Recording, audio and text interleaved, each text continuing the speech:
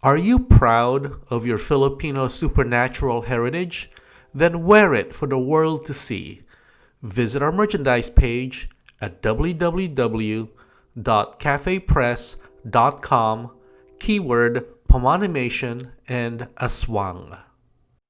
Growing up, how many of us have heard warnings from our parents when playing outside?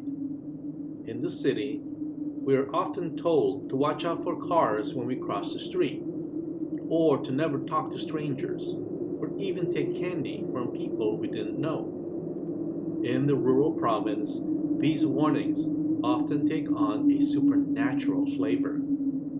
I remember being told to never sweep dust from the house outside because it might strike and offend something passing by. If we see an ant mound along our path, we are instructed to always ask permission before passing, for fear of offending the dwarf living inside. When swimming in rivers where someone has drowned, it's expected that the soul of the person who died will try to find a replacement so it can move forward to the afterlife. It's often believed that there are spirits in the environment that must be respected or be left alone. Otherwise, consequences will follow. Ramil was a typical boy in his elementary school in the province, just a face and a uniform in the sea of students attending his grade level.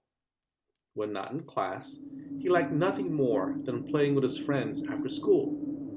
In his rural town, there really wasn't a lot that they could do for entertainment, so the majority of play was spent outside with games such as tag or hide and go seek. On one particularly hot day, he and some friends went to the glade and began chasing each other with wild abandon. Without warning, he suddenly tripped on something and came crashing awkwardly to the ground. Hey, you alright? Asked his playmates, quickly running over. I'm fine, he shrugged, rubbing his leg. Look behind you. I fell over something in the grass. I'm okay though. Ramil stood up, smiling while brushing himself off. I think I'll go home now. See you guys in school tomorrow. Okay? That night, however, after brushing his teeth and laying down in bed, he knew something wasn't right. The following day, he wasn't his usual self at all. Instead of sprinting from class to class with friends, he found himself limping in the hallways, barely able to catch his balance and unable to keep up with the crowds. He stared at his leg, the same one he injured the day before. Was it longer than the other? His mother immediately noticed his awkward gait when he arrived home. Why are you walking that way? She asked, concerned with his posture. Did you hurt yourself in school? I fell yesterday while playing, he responded with a wince. I think I may have sprained my leg a little. I'm sure it'll go away, Mom. Don't worry about it. Unfortunately, it didn't. The condition grew worse over the next few days, reaching a point where he was actually dragging his injured leg, as if it was indeed longer and heavier than the other. His mother was in a panic, going as far as actually measuring his leg to see if it had elongated somehow. She even considered that he may have had polio to explain his condition. She was desperate for answers, and it wasn't until a friend suggested that she consider that there may have been a supernatural cause for his ailment. Go see a shaman, her friend warned. Maybe only he can help you.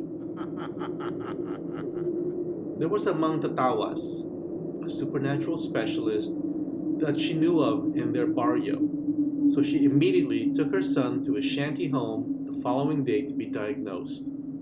This particular specialist used candle wax and a cup of water to determine the cause of supernatural illnesses, and he did just that, dripping hot wax on the surface and then observing the patterns and shapes that formed.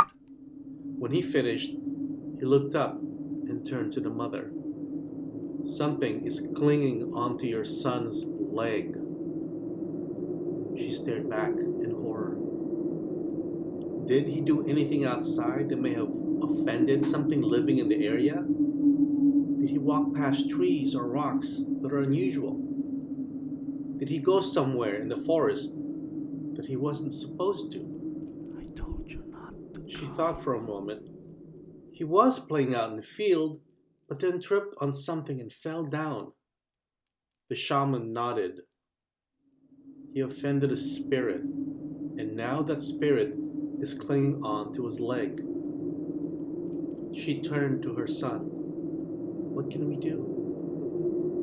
Take me to exactly where this happened, he said with concern. I'll see what I can do. She did as he requested, leaving her son home, while she took the shaman to the specific spot where her son said he fell. Here, she said, avoiding to stand on the spot itself. You can tell by the disturbed grass and dirt. Retrieving a bundle of greenery from his satchel, the shaman separated the branches and lit one stick with a match. He placed the billowing stick specifically on the disturbed spot, then began praying under his breath. Igniting the other greenery from the bundle, he fanned the air with the smoke, walking around in a circle while chanting in a mysterious language.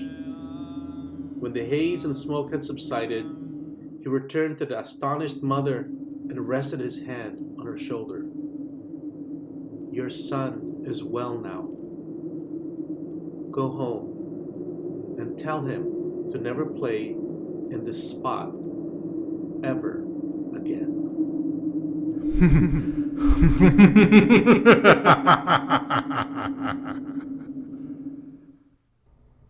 If you're enjoying the content that we've provided, please show your support. Like, comment, and subscribe to our channel. Thank you. Would you like to learn more about the Asian and Pacific Islanders supernatural?